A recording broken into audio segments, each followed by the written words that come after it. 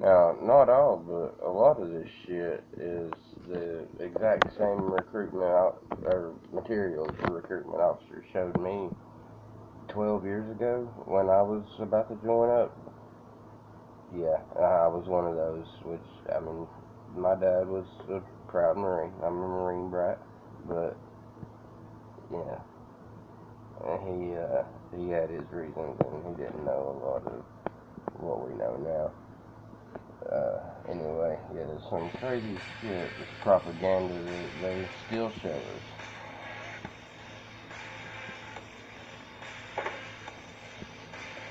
And beat this shit into our kids' heads. Watch how they move this into our kids' heads so young. Shadow of death, I shall fear no evil, but the Baddest Mother Fuqr in the valley.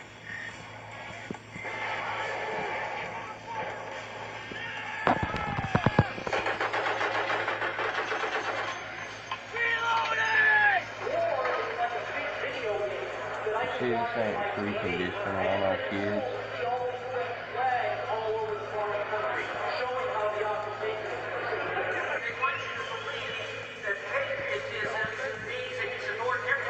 And the right don't care. The left don't care. The Democrats don't care. The Republicans don't care.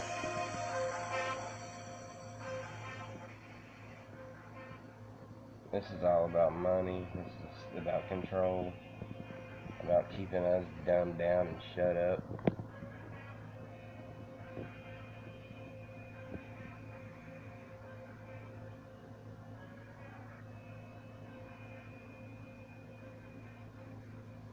So we condition them, and we convince them that their cause is just, and that their enemy is subhuman and not worthy of living. And the American people honestly play a role in that. They come back, and the reception they receive is just astounding.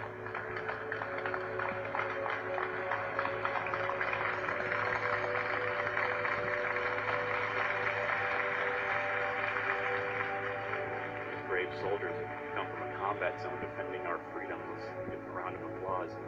Who wouldn't buy into that? But they weren't defending our freedoms. They were just killing people for other people's agendas. Not all of them knew that. Most of them didn't know that, but that's what it was. Really? Thank you for serving our country, and God bless you. USAA auto insurance is often handed down from generation to generation. I'm given tax breaks for being a veteran. I'm given discounts on my car insurance. I can go to the commissary, tax-free groceries. I get all the benefits I could ever want in the military. Why would I question that?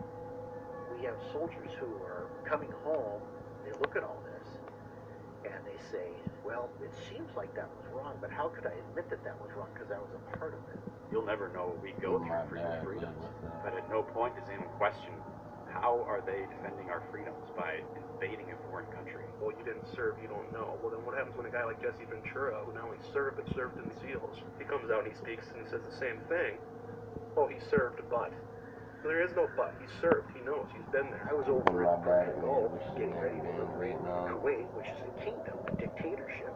Here I am liberating their oil assets from Iraq. I thought I was doing the right thing, too.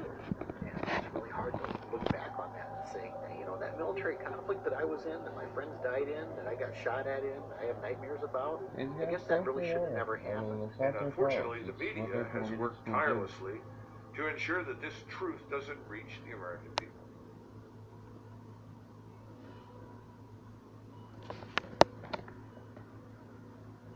In the past, we had the media to watch the government and keep them in line and ask the tough questions. You all remember those clips in the old days in black and white? You can see the news guys with the fedoras. Yeah, they'd always go up and they'd be in people's faces with the big flash bulbs. Senator, this happened. You'd always hear, politicians being held accountable, and they're always being asked questions, and you don't see that anymore. Leaders have found a way to cull the masses into their own ideal sets.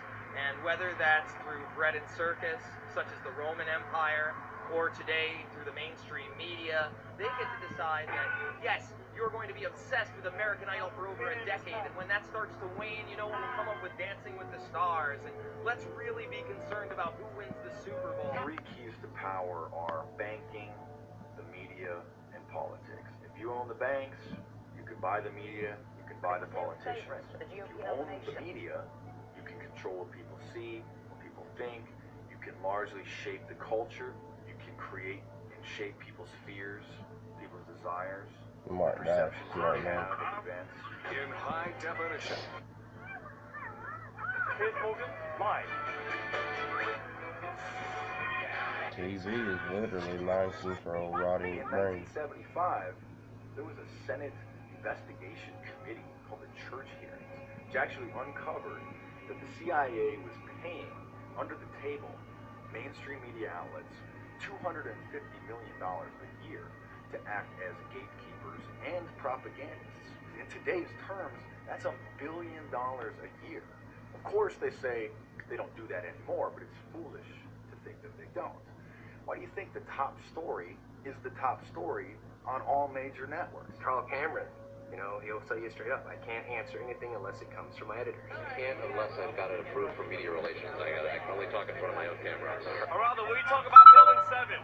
Talk about Building 7, help educate the public. If you get video of Sarah Palin or get a soundbite from her, bring that back to us. You can hold the Ron Paul stuff. We single out something that the media likes to talk about, such as the Trayvon Martin issue, but we don't talk about the much more serious events that are already well underway. When was the last time you saw images of caskets coming out of airplanes? You never do. So that's never in the mind frame. It's this happened now, Paris Hilton fucked somebody else. Let's spend weeks on that. Can't say that this is a view for me. Obviously, there is a blackout in effect. The mainstream media, though, wants to stay in business. And if they suddenly discover that the people listening to them don't want that message, they're not interested in listening to it, they'll change their tune. A lot of them are doing solid investigative journalism.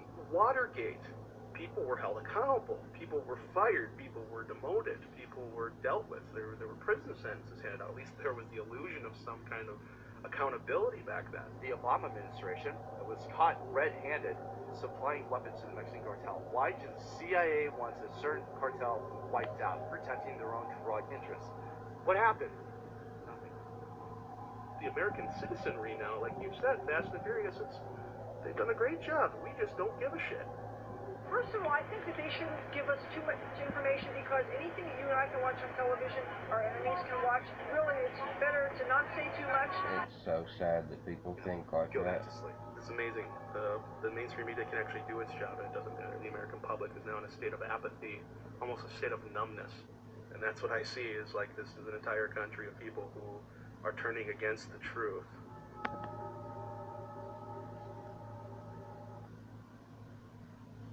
This is serious. Share it. Thanks.